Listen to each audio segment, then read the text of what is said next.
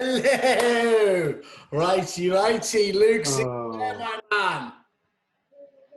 I knew I'd be the first one. Yeah, you're here with me by yourself. A loco. How are you, my friends? You've lured me into your den. I have. I'm all right, thank you. How are you? You're on Kerfuffle home ground, my friend, now. This is the equivalent of Liverpool unbeaten in 3 seasons. We are unbeaten here. Welcome to Anfield. How are you, mate? I was on the, yeah, I'm good, thank you. I was on Kerfuffle earlier on to look at Akaboom. Oh, lovely. Yeah. Obviously, it's good. I was talking to you, actually, about somebody earlier. It's interesting, there's so many... Oh, we are recording, by the way, so just so you know, this is live now. This is the show. We don't do intros, if you've noticed. Don't do preparation. No, I was talking to someone about Akaboom. I think it's really interesting. Here he is. He's ready. Look at him. He's been shadow boxing. Yeah. Bring it on. Mr. Brown. How are we doing? All right, the aviator. How are you? Very good, thank you. Good. Oh. Are you listening to our theme tune? What? Who's playing that? Thought we were ready to go. Well, look, you know, as usual. Oh, no, we're early, aren't we? We are early. We were just talking about Akaboom, though, Stephen, and we were just saying it's interesting how many other things are at the front, very front of the process, you know, in terms of prospecting, things like Spectre and all the rest of it, but how few there are for the actual market appraisal stage, like Akaboom. You know, there's which is surprising considering that's the most important part of the business. Yeah, very much so. In fact, we were talking a lot about you today. First of all, we're talking about your blonde hair. Tell me. Then we were talking about your man boobs. Right. Then after your man boobs, we started talking about hamsters. Yeah. Then after the hamsters, we were talking about cigars. And then after cigars, we were talking about bananas. And then after bananas, ping pong balls came into the conversation. Yeah. Well, you just described. And that was just you and Andy Overman that was in the conversation. Yeah, of course. But no, we were talking about how people should be using your white paper. Oh, good. And looking at and looking at all their costs, you know, really important to do, and some of the things that are nice to have shouldn't be looking at now. Yeah, absolutely. Well, look, first of all, well done for buttering me up now. I'm going to be nice to you now. So well done there. You've done your homework. Shamelessly doing my ego works massively. Does it? I have to remember that. I'm still going to take Andy Overman down. And we haven't seen Andy today. Nah. Not at all. He doesn't like to come out underneath his rock, does he? Very often, not when it's sunny. He didn't fancy a rumble. Hey. Rumble. Mr. Mintz, how are you? Jungle. I've been waiting 2 days for this to start. Whoa! Look at these. Have you seen this? See how they're trying to wind us up here with their accessories here, David? What's he done to his head? Well, that's how he is. Friday Tuck. That is a bit of a severe haircut, my friend. Mate, fucking grade 5 all over. You didn't have to do that. You didn't have to do that for Easter, Andy. Especially for you. I thought we can't have two cunts on the same podcast with silly hair. Oh, he's gone early. Yeah. So that's come out punching. For every time he swears today, he is donating £10 to Major Tom. Oh, excellent. So by the time we get out of here, there will be another £1 million donated to the NHS. Well, just so we set the scene. This is a 2-legged match. We are at essentially Anfield Kerfuffle Towers at the moment. We are unbeaten in how many games have we played, David? 28. Something like that, yeah. Doesn't even care. So we're here to entertain you, our guests. So feel free to swear, Andy. This is an adult show, even if you aren't adult. Right. Well, actually, you've totally neutralised me by being nice about Kerfuffle. So thank you very much. You know that the first way to my heart is just to blow up my ego. Who's got that incredibly loud tumbler in the background? I don't think I have. Let me just check the Fritzl chamber. No, but I have got a micro Andy. Oh, hey little fella. Is that life size? We represent the lollipop girl, the lollipop girl. You don't want to know what I do with it. What's this? Wipe on, wipe off. Oh, Is guys. that jizz on my tie? Another £10. I'm gonna steer this podcast into a sensible Thank direction. you, David. Thank you. Luke Sinclair. It's gone. Mr. Mintz. Who's gone? I'm good, thank you. Good. I've got to ask you some questions because over the past couple of weeks, obviously, been a lot of webinars and a lot being spoken about personality marketing. So that is sort of taking away the focus from sort of the company marketing and then resting on individuals. That's something that you guys have been doing for quite a while. I know that each of you have got these little caricatures, haven't you? We have, yeah. Look like they've been drawn by Rolf Harris. They weren't actually drawn by Rolf Harris, were they? No. Remember, he was innocent. We have no connection with Rolf Harris or Gary Glitter. Okay, well that's good to know. But obviously, so you've invested in that, and I think that's probably something that you've seen being done in Australia and American markets for a while. Tell us about how you envisage that becoming more important. Well, ultimately, people want to deal with someone that they trust, and something where the kind of idea came from was when I was going over to Australia. I think it was either last year or the year before. Just to find out contact details for agents, you just type their name into Google and you'd find their contact page straight away. Whereas if you did that for agents over in the UK, so if you typed in, Andy's probably a rare breed, but if you typed in Andy Overman Thetford or Andy Overman Chilterns, you would probably find his contact details. But could you do the same for agents up and down the country? Probably not, because I think agency bosses have got a fear that the individuals could become bigger than the brand, and I don't think they realise that could actually complement each other. Okay, so I mean, I would see it as being something that could be easily aligned, and Andy, you don't have to answer this question if you don't wish to, but there is an obvious tension, isn't there? If you're not a business owner and you are becoming a local personality, which is exactly where the business should want you to be, there can also be those frictions between you as the personal brand and the company as a personal brand, as the global brand, and you won't see that any differently because you're going out there every day representing Chilterns. But at some point, it's got to pass through their mind. Well, are we creating a monster? He is a monster. I think that monster was created in 1976. To be fair.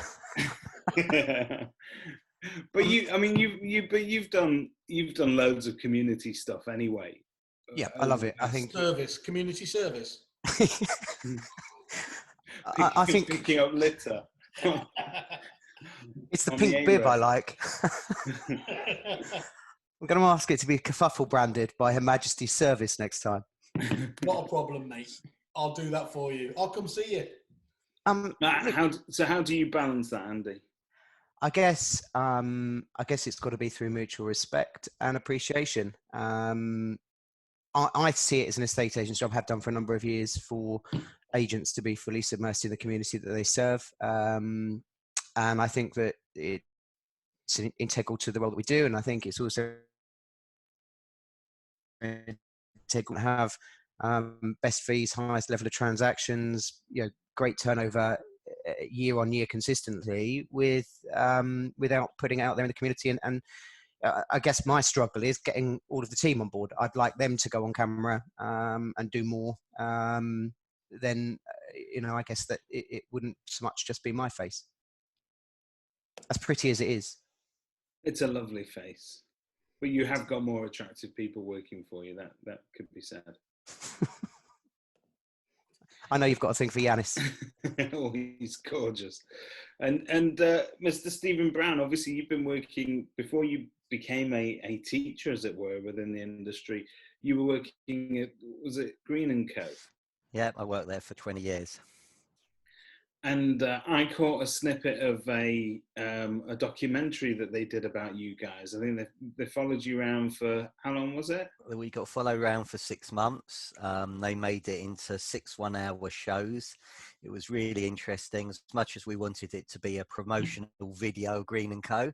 The way they highlighted it was, we came across well in some aspects and shockingly in others. But it gave us an opportunity to watch and learn from what we saw.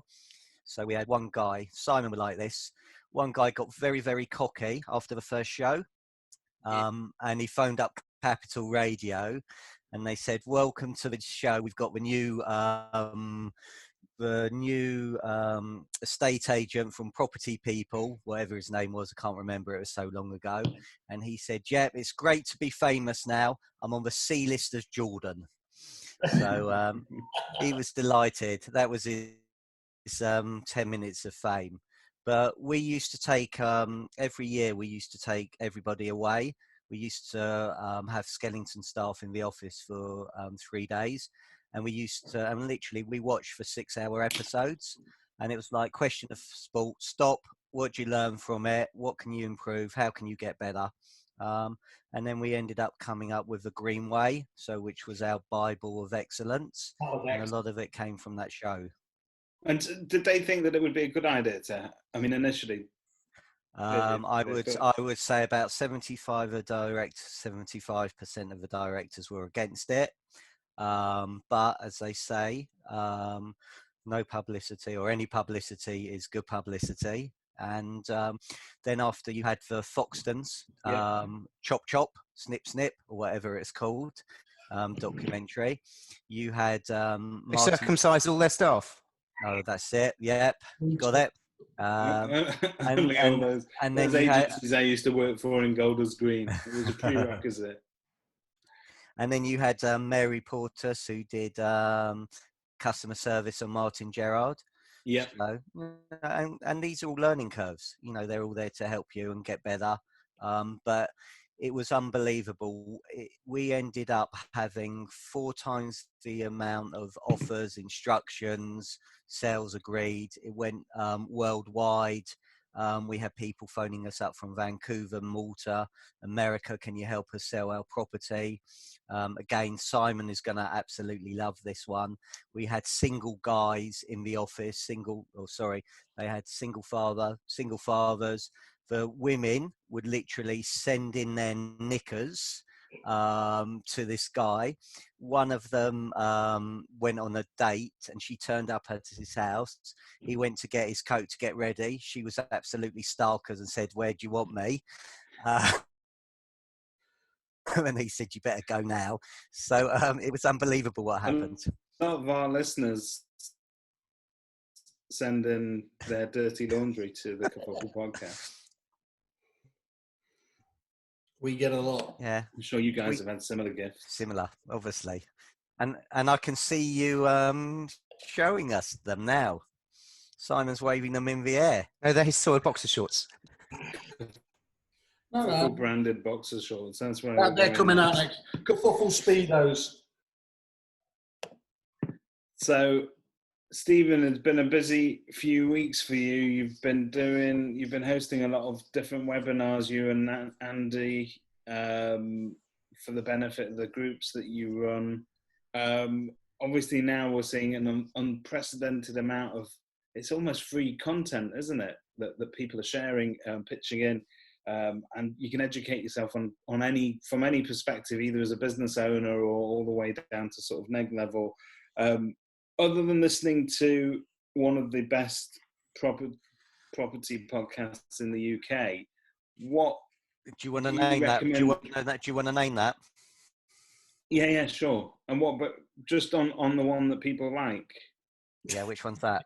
That one, you know, the kerfuffle one, the one with the two fat guys. They're very jolly. Yeah. Keeps your spirits high these difficult times. Should we talk about the elephant in the room? And I'm not talking about myself.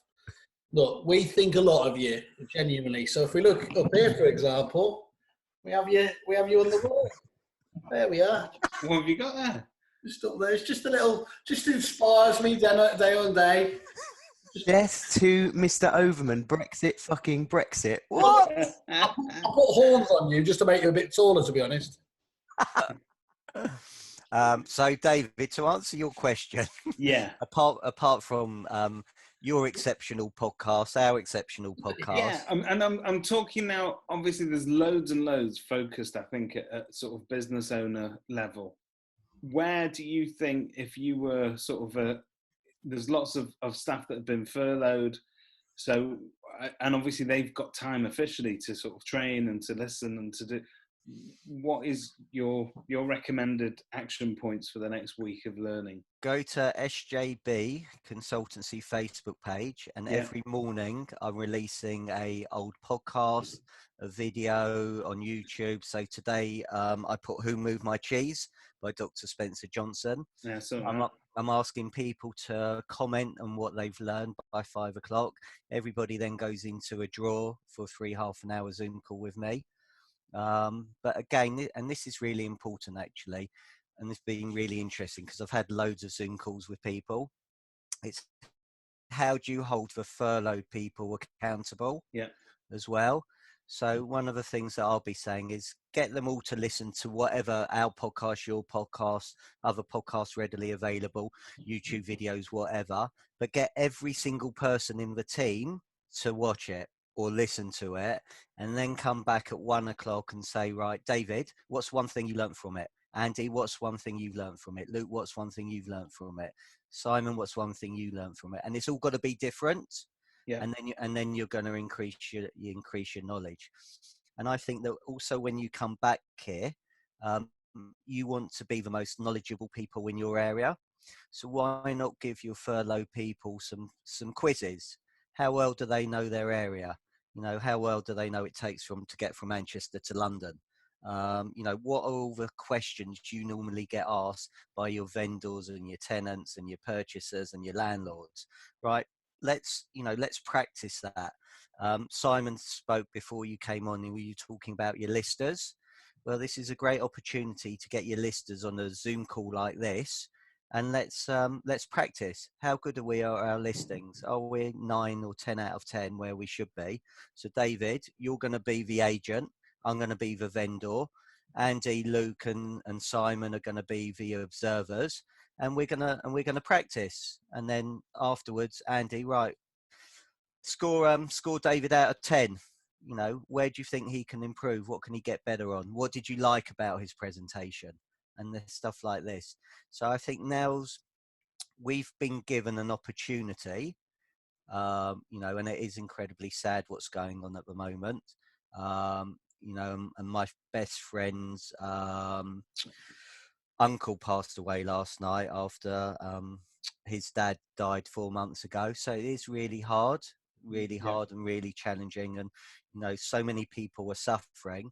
So we're at home now, make the most of our time. You know, a estate agency is a great career, but come back match fit. You know, let's just say we're in pre-season now. Yeah.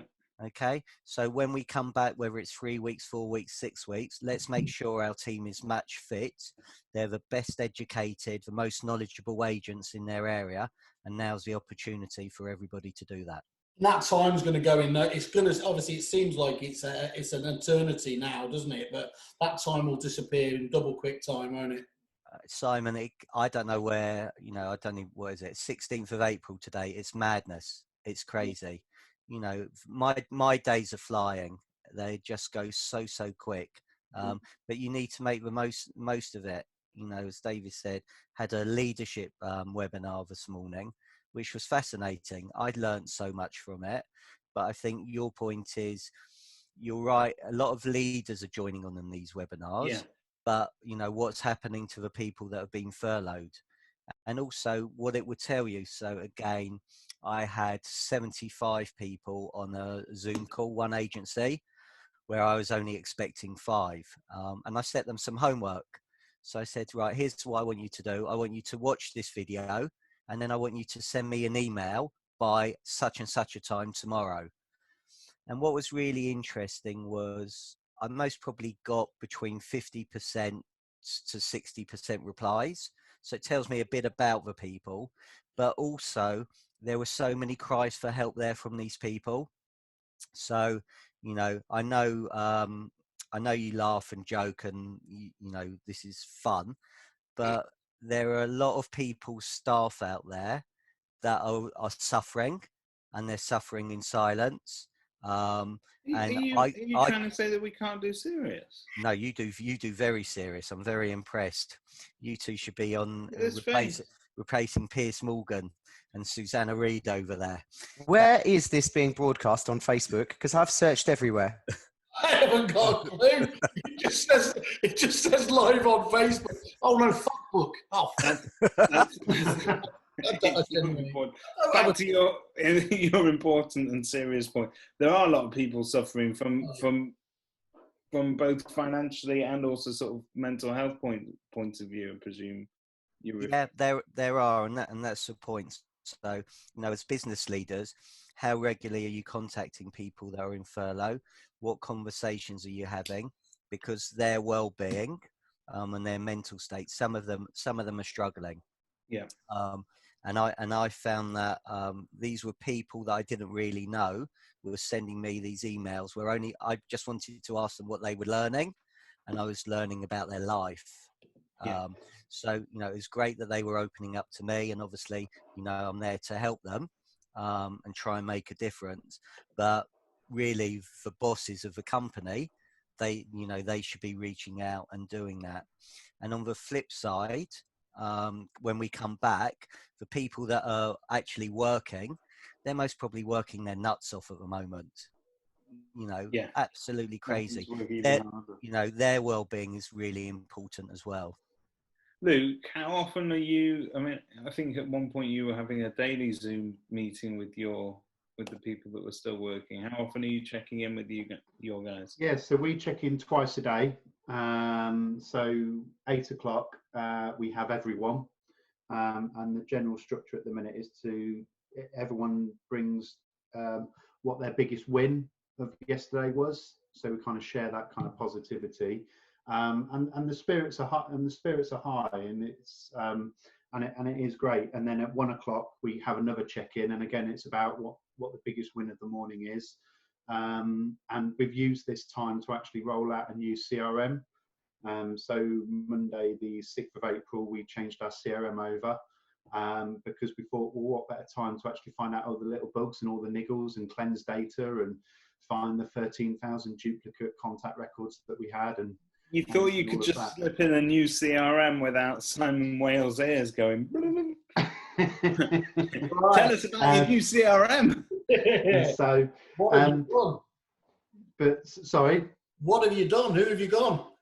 So we've gone to Property Base, which is on Salesforce, because we had our own one that we developed on Windows 95 that kept on going. And it was time to change, go to being web-based, and to give us the extra speed, the extra capacity, and to do extra features and things. So, and we had already started that journey back in January, but we kind of pulled it forward. It wasn't 100% ready, so we've kind of launched it, and yeah, we're doing well with that. But we don't want to, and this comes back to what Stephen said. Don't look upon this time when we're out of lockdown with any regrets. So use this time, because 3 and a bit weeks, I mean, I've been working from home for about 5-6 weeks now, and that's flown by. So don't look back on the regrets and think, oh, I wish I'd done that. How many times have you sat in your office and said, I'll tell you what, would love a day if the phones just didn't ring for a day so we could catch up with everything. Yeah. And I bet you, if everyone was honest with themselves, they'd probably had that same conversation in their agencies about it. And we've had that. We've been blessed with it, to be able to then work on your business and work with your teams. And then in answer to your question about the Zoom calls, we then have generally a Friday, or last week it was Thursday, but we've either had like a virtual pub. So we kind of copied the Kevin Ellis. He kind of, I don't know if he pioneered that initiative, but let's give him the credit of pioneering the virtual pub. And then we had bingo. So we did virtual bingo, which was all a bit of fun. So, and the great prize was they could win a restaurant voucher that they can't actually spend. Awesome. Very magnanimous of you. Lou, you work with your partner, do you not? I do, yes. So, and you're spending a lot of time working from home as well, so that's even more compounded. Are there challenges to working with your friend in the whole wide world? Yeah, no, the biggest challenge for us is we haven't had anyone to have Oliver. So Stacey's kind of taken up the reins of looking after Oliver all the time. So she can only fit in her element of work either at the end of the day, so by the time she's absolutely shattered, or in the 2-hour window that he goes down for a nap. So she's having to make best use of that time. So it is quite a challenge, because keeping Oliver quiet whilst you're on Zoom calls or speaking to the office or recording a podcast. You're in this new era of parenting where you're not allowed to drug the children. You see, when we were having kids, you used to be able to give them, there was an antihistamine that would buy you 8 hours. Done. Yeah. Yeah, I mean, look at Stephen giggling away. He used to do it. I think he still does it now. Look at that. Yeah. But you're not allowed to do that anymore, so it is a challenge. Mr. Overman, you... Mr. Mintz. We see a lot of pictures of you posing with little girls on the internet. Presuming they are your daughters, though. My kids, yes, they're my kids. Great. So how you... Because I know we chatted about this. I think one of the tensions in being an agent is that you spend a lot of time at work, and you can very often have sort of very highly energetic days, and then when you come home at night, you just want it all to be quiet and to calm down. So the girls don't get the benefit of ready, charged Andy every single day, but now they're getting you 24/7. How's that working out? Yes, it's lovely. I've been furloughed, so it's 100% of the time just dossing around in the garden with the kids. There's no work, so we had lots of barbecues, playing lots of games, cracking open the Wii. So I noticed that you were on the community side of things. You were still working with a lady, I think her name was Ashley, on strengthening your pelvic floor muscles or something you were doing. I was concentrating very much on her pelvic floor muscles, I want to say. Ashley's great. So basically, obviously, I'm not allowed to work. So I've 18 months ago. Not allowed to work, Andy. It's a hard job when I'm having to select which videos to put out of her doing her exercises on a yoga mat in the garden in tight leotard and such. It's difficult. No, so I created my professional page, if you like, on Facebook. So I've just been trying to keep front and center on that. So it's time split between the kids doing the community work. We've also had Rebecca Allen, who's mental health expert.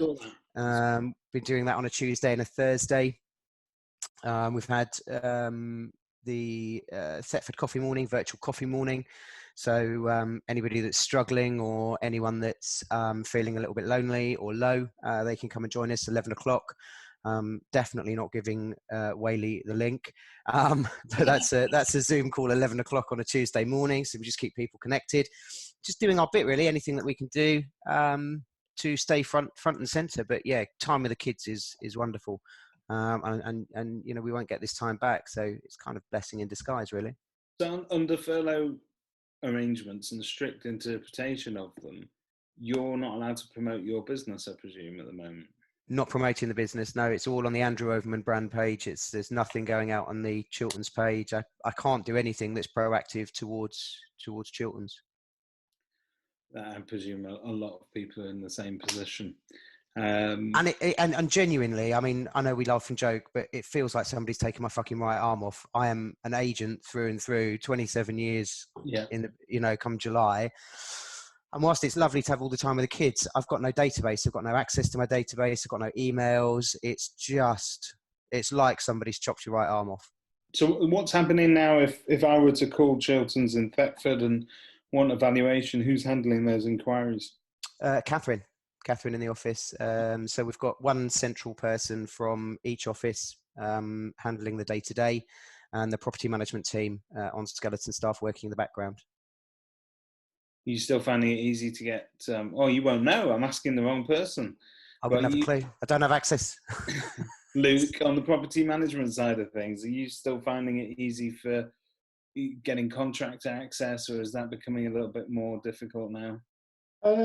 So the contractor access, we're only reacting to emergencies.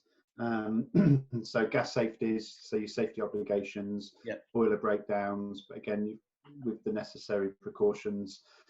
With that, again, a lot of tenants have been understanding. They're probably not expecting, even when it comes to a broken washing machine, that they understand if that can't be fixed straight away. But hot water and heating is maybe a little bit different. I know we've been blessed with some good weather, but you still need your hot water. Gas safety still need to go on, and you've got to demonstrate that you've tried to get those done. So, but we're still busy. Again, a lot of people have talked about it, is communication. So we've still been busy communicating with landlords, communicating with tenants. We've not seen a massive upsurge in tenants wanting to take payment holidays or anything like that. But again, working with tenants when they say that they've got a problem. So the property management is as busy as ever. So we've not furloughed anyone in property management.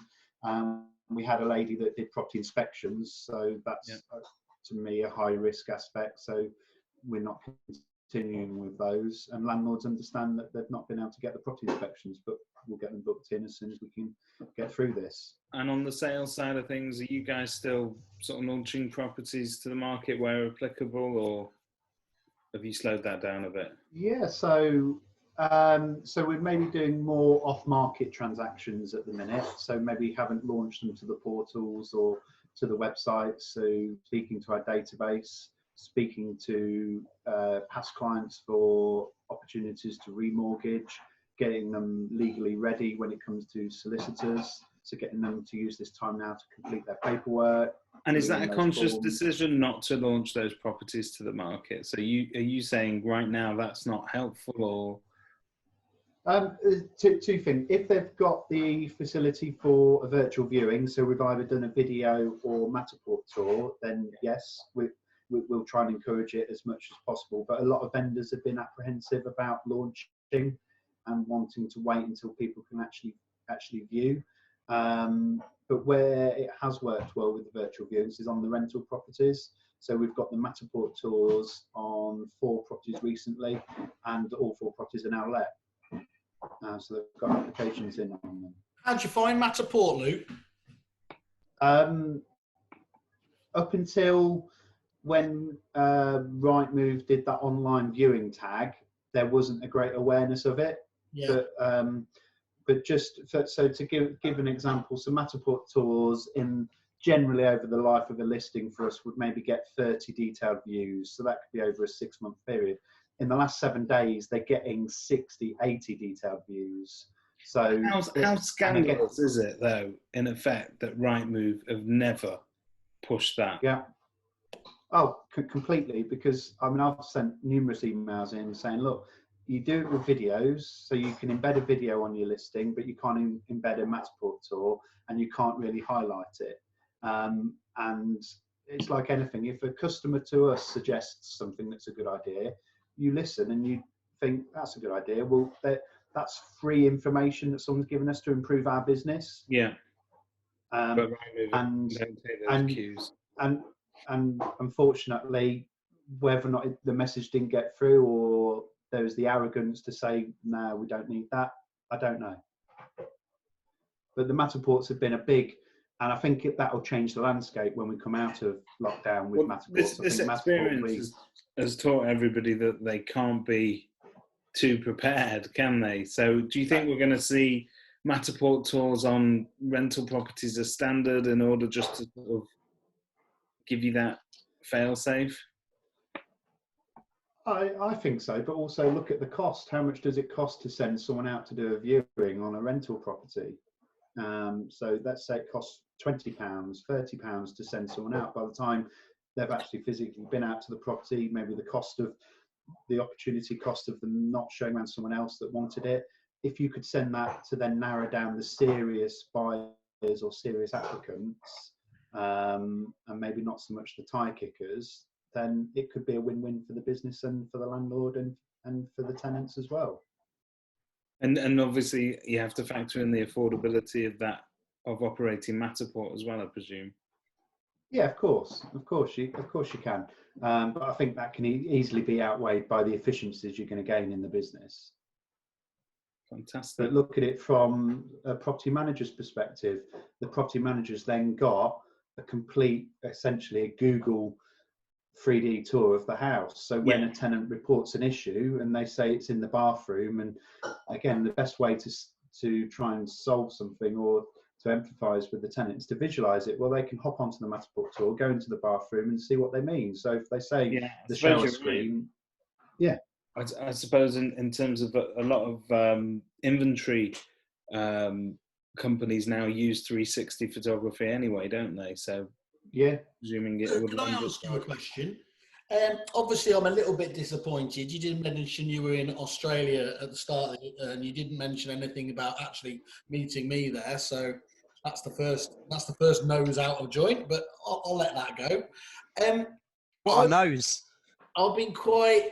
I don't know if I actually ever went to Arik, if I'm honest. I just think I stayed in the bar. But anyway, you famously were kind of blown away by what you saw at Arik. I think anyone would say it was a life-changing moment for you. You started engaging very, very closely with the McGrath lot, with Tom Panis directly, sitting on their courses. And I have been quite vocal in the fact that I think, a lot of people over here have talked the talk about how much they respect Australia without really actually doing anything about it. That's not been the case with you at all. You've really thrown yourself into it, reimagined your business, and short of doing auctions or auctions, on your doorstep, every other element has been really well thought of and obviously bred into your local marketplace. Knightsbridge Estates, which obviously means you're in Leicester. That makes perfect sense to me. Well done. Yeah. But how far are you on the journey in terms of would you like to be able to do auctions in the future? Do you ever think you'll get to that place, or are you comfortable now you've come to like the sort of the final kind of design of the company? No, I mean we're miles off the final design of the company because we're constantly evolving. Because something I learned very quickly is that it's not like a light switch with getting everyone else on that journey. It can take a long time. So there's always things that you can't absorb everything. So that on the second trip, the third trip, you think, I did actually see that on the first trip, but you can only maybe implement 10% of what you've seen.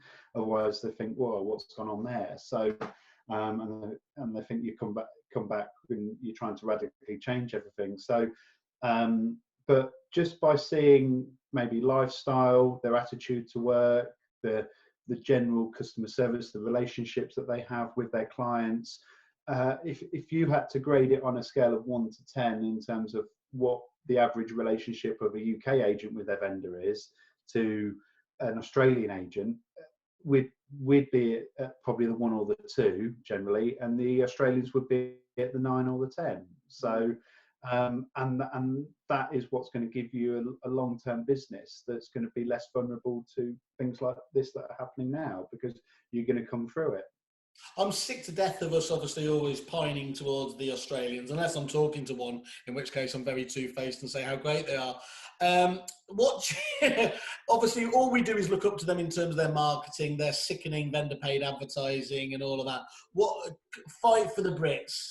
We're going into real estate ashes here. What do the Brits do better? You know it now better than anyone. Please say something. We stock our toilet paper better than they do.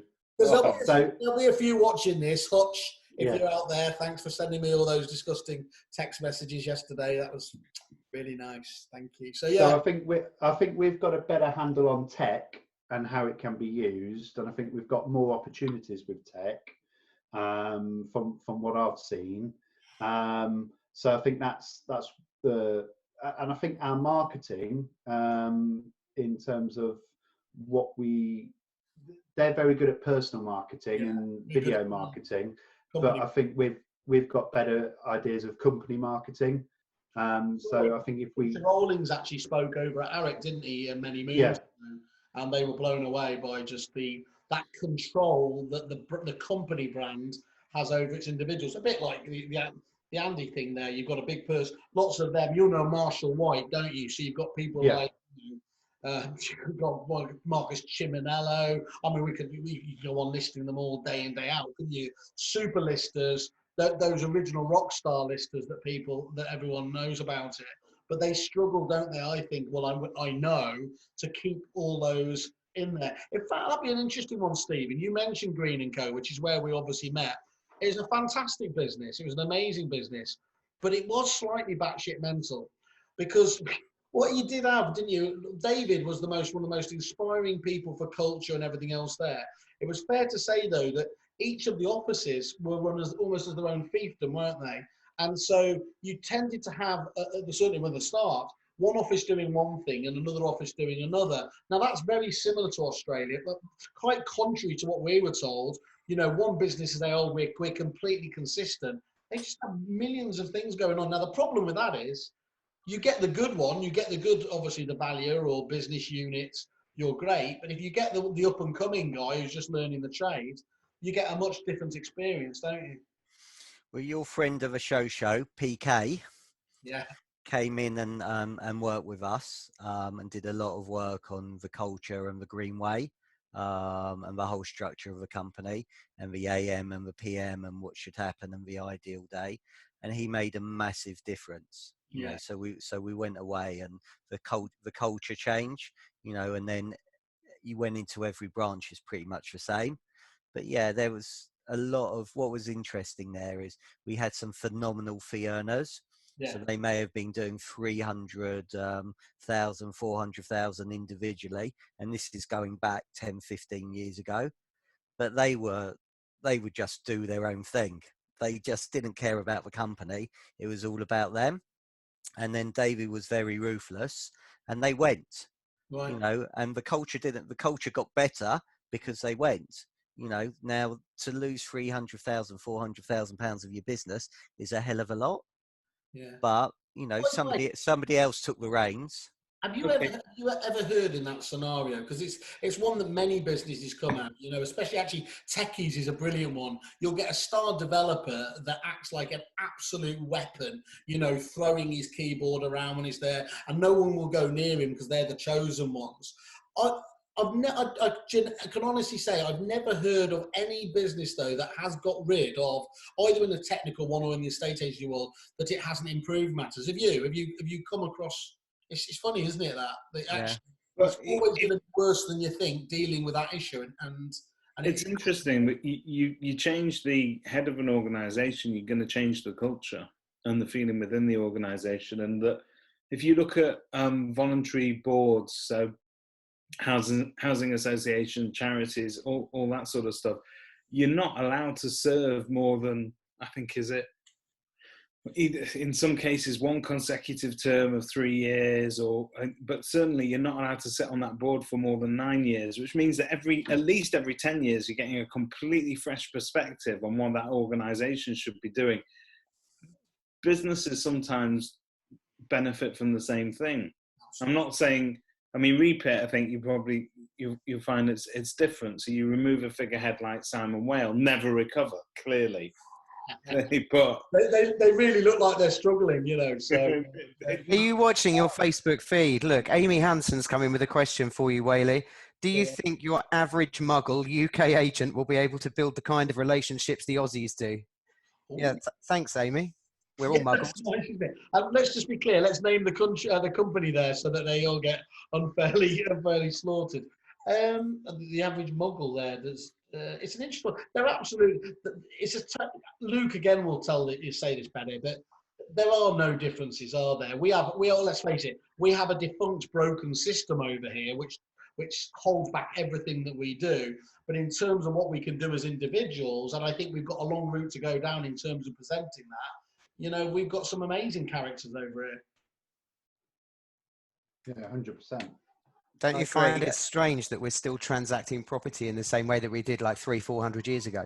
But why, I've tried to sort of get to the bottom of why that is. And it's a lot to do with the way that the land registry system has historically worked. I think they've cleaned up their act, and most everything can be done very quickly digitally now. Why did it take 4 weeks to get searches? I think that, do you not think there's a certain element of it is that conveyancers, and at least old-fashioned conveyancers, they've liked to sort of mystify what it is they actually do, in trying to make themselves more relevant and more and more, I don't know, relevant to that whole house moving scenario. If you look at what it is they're actually doing, the solicitors that actually get to advise their clients, and I've got one at the moment that we're dealing with, and she will actually go and look at the property herself to make sure there aren't things that her client might not have looked at, that the surveyor hasn't picked up, and she's going the extra mile. And to me, that almost borders on meddlesome. I love to know what her fees are. You've got some solicitors that will deliver some really sound commercial advice for their clients, but they're few and far between. And in actual fact, what goes on in the conveyancing process is literally treading the same water the solicitor would have done 20 years ago when you first bought it. Look, isn't now the opportunity to get all your, as Luke said before, get all your vendors to be sale ready now? So why not get solicitors to do face-to-face video like this, and sit down with a vendor and say, right, when we come back onto the market, okay, let's go through all the forms you need to fill out now. Let's get you ready. Here's the fences. You go and find your fencer certificate, this certificate, and have this call, and let me fill it in for you now. So that's going to save you time when we get out of this. So that's one thing I'll be doing. That's a key thing, isn't it? Be ready for the return is absolutely critical there, so that when others return with little pipeline like many, but less staff as well. I've been saying it everywhere at the moment, customer service, we are still going to be judged on a little bit unfairly by the public. There's no excuses of, well, we've had obviously this coronavirus. If you let them down, they will be merciless on you, and they'll hit you on the normal review sites. But therein lies the advantage, doesn't it? If you're able to outperform the local competition, you can really make a difference in terms of market share. And also at the moment, there's an opportunity with your local competition because a lot of them are closed. Yeah. And actually just phoning up people that are on the market, not to be, I want your property now, but hi, how are you doing? What's going on? Is there anything I can do to help you? And there'd be, well, hold on, I haven't heard from my agent for the past 3 weeks. They've shut up shop. Are you still working? Yes, yeah. That's a really interesting point. Just between the five of us and maybe the people watching, could you just give us an estimate of what percentage of your local competition are ostensibly closed? What's your view, Andy? Around your business, how many are just not doing any sort of activity at all? Most of them.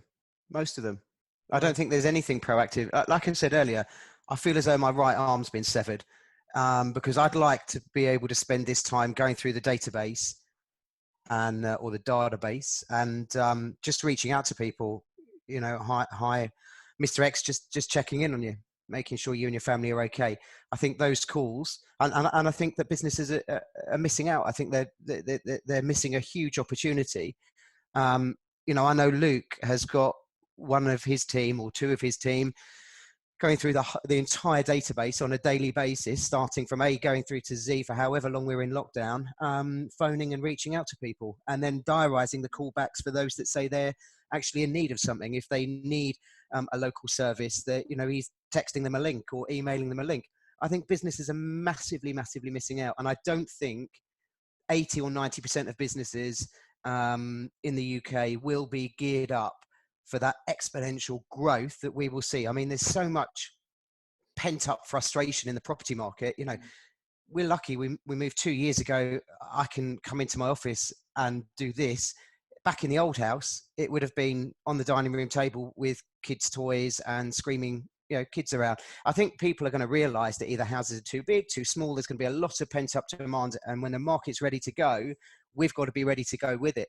It's going to be like a champagne pop, isn't it? One of Whaley's award ceremonies. No, it was when Brexit happened, obviously. Famously. Do you know, give me fucking Brexit back. Give me Brexit back. I'd happily argue with you over Brexit versus Corona. The return of Brexit. It won't happen now, will it? Luke, the same true with you? Most of the businesses? Yeah. I mean, we've got a lot of corporates around us, and obviously they're quite publicly furloughed the majority, if not all, of their branch staff as well. But like what Andy said, you've got to look at this as an opportunity to tidy up your database, to put in better systems, processes, get to know your clients better, speak to your vendors, get to know them better. And I mean, Rade, who's one of the listers that we kept on, he's relentlessly going through the valuations, and and we had a webinar with Tom Panos yesterday, and Tom talked about it. Yeah. I had schnapps with Josh Regan just a minute ago.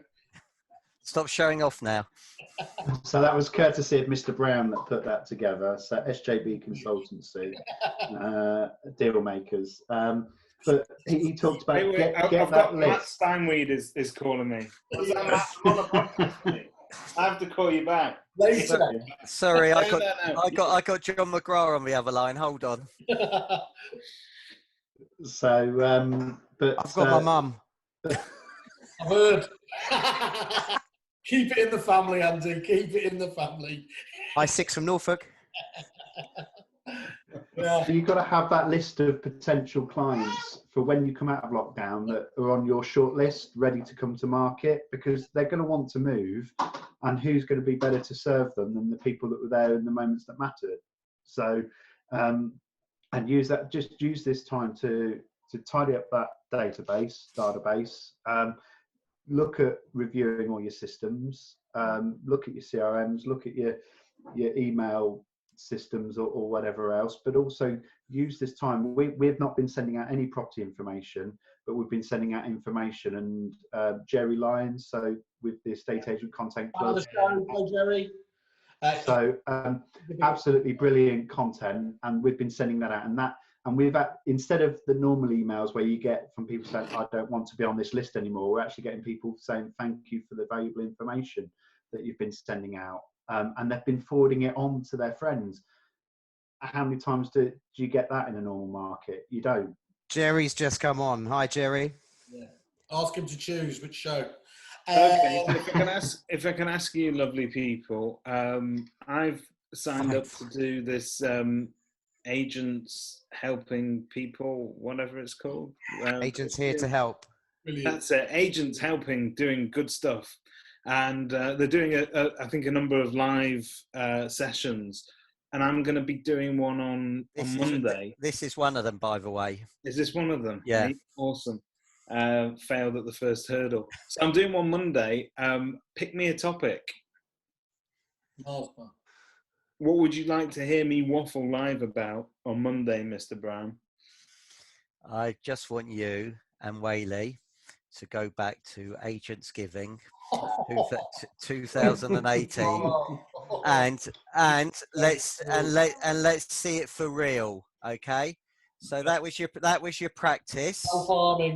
That was your practice. Don't do it. Don't do it. Imagine the views. Yeah, look, we're going up. We've gone up to 21 now. Yay. I think I've shared it all over the place. I think this country's had enough suffering recently. I don't think we need to bring Agents Giving up again. It's very, very hurtful. To answer your question, David, where's people's pain at the moment? So what can you do to help them? Do they want to get a better understanding of, where we are in the housing market at the moment? What's going to happen when we get out of the housing market, when we get out of this? Do you think that there's going to be a massive demand? Are there going to be buyers? So put yourself in the shoes of a buyer or a vendor. If I was them, should I be buying now? Okay. Should I sell my house now? Should I want to be a landlord now? These are all the things that people want to know. And I think if you can help them and give them your wisdom and your wise advice, then I'm going to watch, because I know you're going to be amazing. Or can I view a house now? Because you're well qualified in that. You interviewed somebody about it on one of your podcasts recently, didn't you? So we did. By the way, Amy Hanston says that Andy wins and Stephen wins. So obviously, EA podcast. Do kerfuffle. I like Amy. Thank you. Honest, Amy's been in house party so long, I wouldn't listen to her. Yeah. 4 days she's been in on the opium. I stayed off the beer until 4 today to be able to do this podcast. It's bloody water. Hey, I walked for 5K today. Thought you were looking svelte. Yeah. Good what for do you you. think about that? Well, mate, if a 99-year-old bloke can do 100 laps of his garden and earn 12 million quid, I'm sure you can do 5K. Yeah, but I probably lost money whilst I was doing my 5K. It's not all about money, David. I've warned you. No. It's about the long-term health benefits. You obviously you talk a lot about learnings, because you lot like the learnings. Obviously you've been asking almost all of your guests, certainly around January, wasn't it? Was it your top 10 ideas or whatever for the year to set yourself up? Thanks for listening, Whaley. But it's Kickstart 2020, 31 episodes. Not even original. What a wanky title. Kickstart your way. How did that work out for you, eh? Right. Yeah, only took 55 minutes to start the rumble. So who came out with particular gems there? Who were you most impressed with? I can't even remember what happened yesterday, let alone what happened in January. we did a two-parter with John McGrath, and the content was just awesome. Yeah, that was September 2018, but I agree it was awesome. Jeb Blunt, obviously, we've had some fairly big names on the show. Yeah, not talking about the names. I'm talking about what were the recommendations. Okay, so Assad, we had Assad from Location, Big Liverpool fan. and he talked about the OGAP. So looking at all your systems and processes.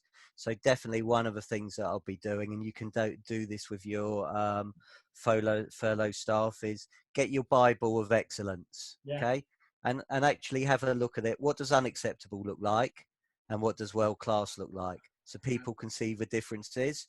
And I think that's now a massive opportunity. So start picking up certain things. What does well, in fact, going back to Peter Knight and Rightmove, what they, their mystery shop, the 20,000 agents, get a copy of that and actually look at those things and what does world class look like and what does unacceptable look like, and ask every single one of your colleagues and start building your Bible of excellence. And if you've got your Bible of excellence, start looking at it to improve it. So if you take Assad, he's always refining and improving his systems and processes, which is great. So he talks about OGAP, so outstanding, great, average, and poor. So that's one thing. That's a really good podcast for people to listen to.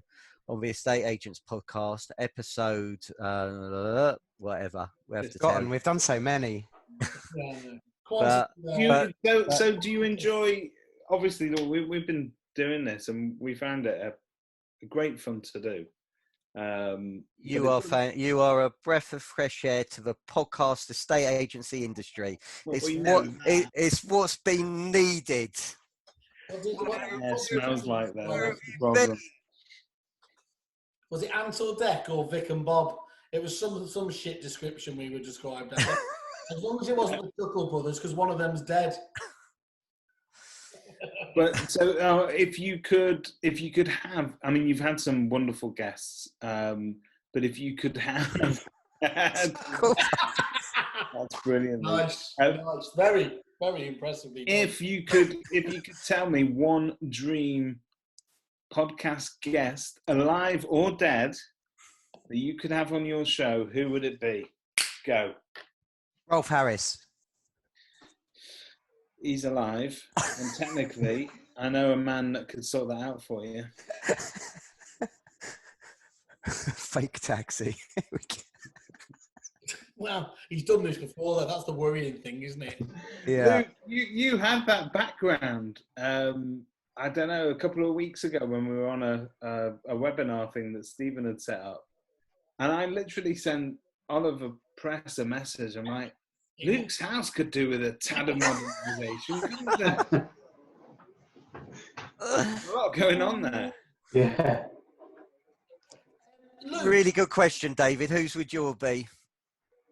I've already got you on my show, Yeah, Steve. look at that. Bob Wolf. You say Bob all the Wolf. thing. Bob Wolf. Okay. Mm. Bob Yeah. Wolf. Oh, I love Anyone Bob in the Wolf.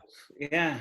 Anyone in the world, I think, in terms of real estate, he would be just the most awesome guest. Simon, can you get me Bob Wolf on our show?